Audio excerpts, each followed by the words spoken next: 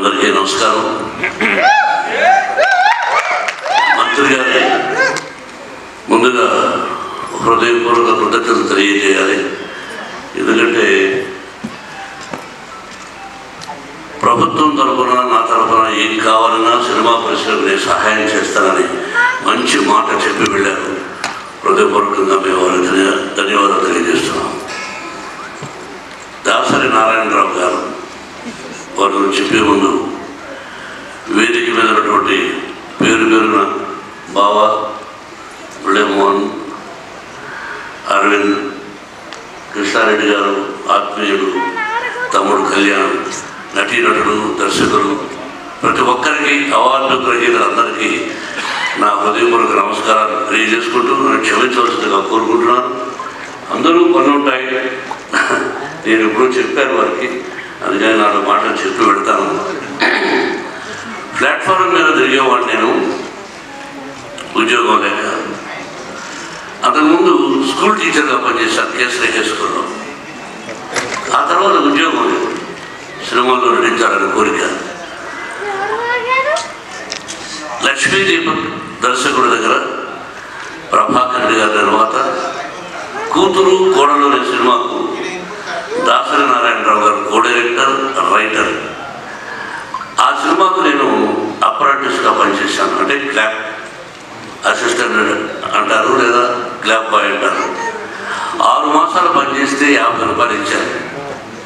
ఆ విధంగా పరిచయం మా గురువు గారు దాసరి నారాయణరావు గారు.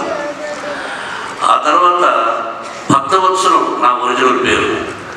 ఆ భక్తవత్సలం నాయుడు అనే పేరుని 1975 మోహన్ బాబుగా మార్చారు.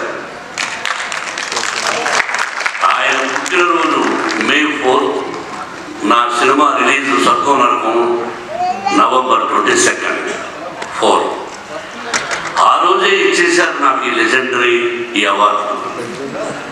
ఒక విలన్గా, ఒక కమెడియన్గా, ఒక క్యారెక్టర్ ఆర్టిస్ట్గా, ఒక హీరోగా ప్రతి పాత్ర ఆయన చేతుల నుంచి, ఆయన కలం మీద నుంచి వచ్చింది.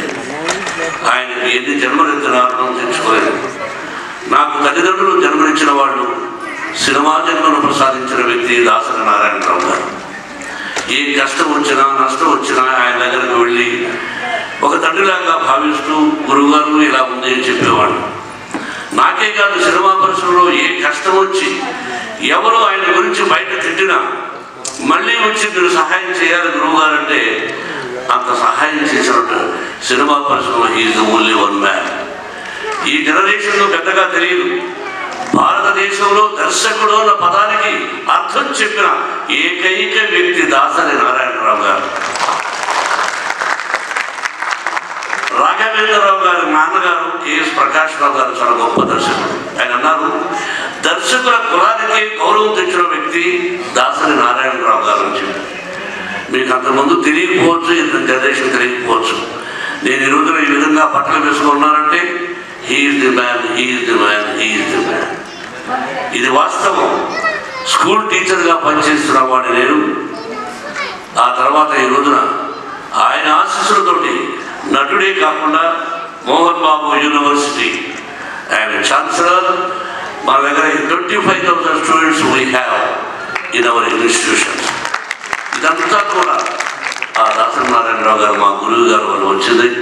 భరద్వాజ తమ్ముడు, నీకు తెలుసు, you have seen my institutions.